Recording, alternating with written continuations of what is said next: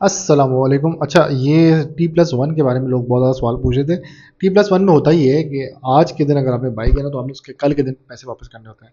T+2 में ये होता था कि आज बाई किया तो आपने T+2 ट्रेडिंग के बाद दूसरे दिन के हिसाब से आपने पेमेंट वापस करनी होती है, ठीक है।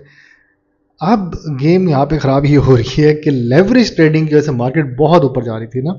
लेवरेज ट्रेडिंग क्या होती है? उधार पे ट्रेडिंग होती है कि मैंने अगर एक स्टॉक ले लिया 10,000 का, वो एक स्टॉक की प्राइस है 50 रुपये। मैंने कहा, मैंने खुद अपने 50 का हिसाब से 1,000 क्वांटिटी तो चलो मैं खुद उठा लूँगा, 50,000 तो है मेरे पास, बाकी 9,000 का मैं लेवरेज ले लूँगा।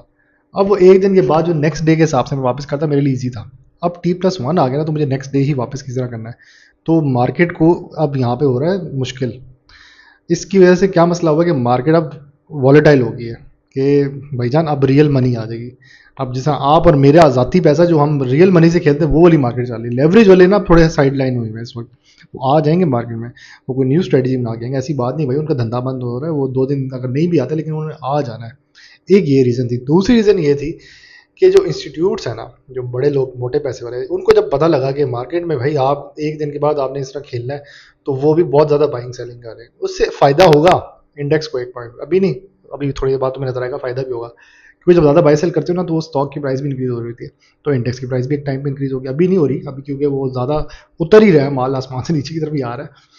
तो हमारे समय मार्केट का ये है ना कि सपोर्टलेस है और रेजिस्टेंस लेस है, ऊपर जाए तो ऊपर ही आती है, नीचे जाए तो नीचे ही आती है। तो इससे ये फ़ायदा होगा कि एक पॉइंट पे ये स्टेबलाइज हो जाएगी और फिर ये एक रिदम में जाएगी। आपको शायद याद होगा जब इंडेक्स 190 तक गया था तब लोग कहते अब ये 200 टच करेगा, तो मैंने कहा था बाबा जी वापस आएगा, पहले अपनी नीचे वाली सपोर्ट पकड़ेगा फिर ऊपर जाएगा। क्योंकि आपके ब्रोकर्स ने जो टारगेट दिया ना 230 तक का दिया हुआ है, या 240 250, किसी ने 3 लाख का भी दिया हुआ है, आरिफ हबीब साहब हैं। लेकिन उधर तक जाने के लिए ना पहले नीचे आना पड़ेगा। इंडेक्स पहले नीचे आता है, अभी इंडेक्स के बारे में बात हो जाएगी इस वीडियो में।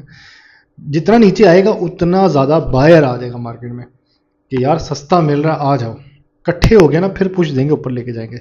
तो अगर गिर रही है, फ्री फॉल है, तो उसकी टेंशन ना लो। अब एक स्ट्रेटेजी यहाँ पे ये सुन लो, एक तो स्ट्रेटेजी रोज़ नहीं बन जाती, वो स्ट्रेटेजी ये है कि ड्यूरिंग द बोर्ड मीटिंग का दिन, जिस दिन बोर्ड मीटिंग हो किसी भी स्टॉक की, उसे जान छुड़वानी है आप लोगों ने, ठीक है। 50% 80% निकलना है उसमें से। आपके मैंने बड़े बड़े स्टॉक देखे उसका यही हाल हुआ। AKBL को देखा, उसने लोअर लॉक मारा। अनलेस कोई BWHL लकी स्टॉक हो जाए, BWHL टाइप्स हो जो डिविडेंड अच्छा दे दे, वो सर्वाइव कर जाएगा, ठीक है।